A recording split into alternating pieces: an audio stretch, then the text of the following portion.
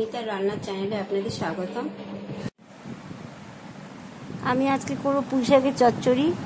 দেখুন, এতে আমি পটল, কুমড়ো আর আলু দেবো। আর এই যে শাকটাকে আমি এভাবে কেটে নিয়েছি, কড়াতে তেল দিয়েছি আর একটু সরষা ফোড়ন দিয়েছি। এবার এতে আমি সবজিগুলো দিয়ে দেবো। এই দেখুন, আমি এখানে যে কেটে রাখা আলু, পটল আর কুমড়ো এটাকে আমি দিয়েছি। এবার শাকটাও দিয়ে দিলাম।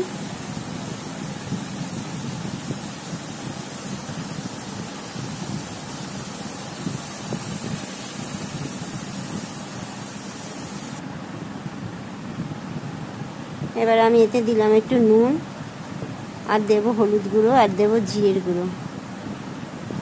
এই দেখুন, হলুদ গুঁড়ো দিলাম।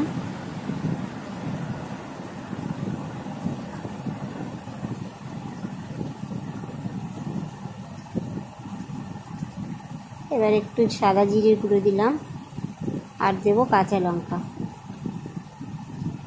দেখুন, দুটো কাঁচা লঙ্কা চিড়ে দিয়েছি। এবার এটাকে ভালো করে কষিয়ে একটু জল দিয়ে দিলাম যাতে সেদ্ধ হয়।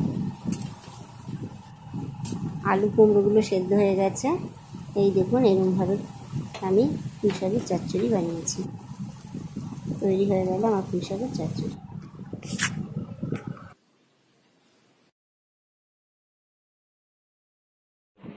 আমার রান্নার ভিডিওটা যদি আপনাদের ভালো লেগে থাকে তাহলে লাইক করবেন, শেয়ার করবেন এবং অবশ্যই আমার চ্যানেলটাকে সাবস্ক্রাইব করবেন।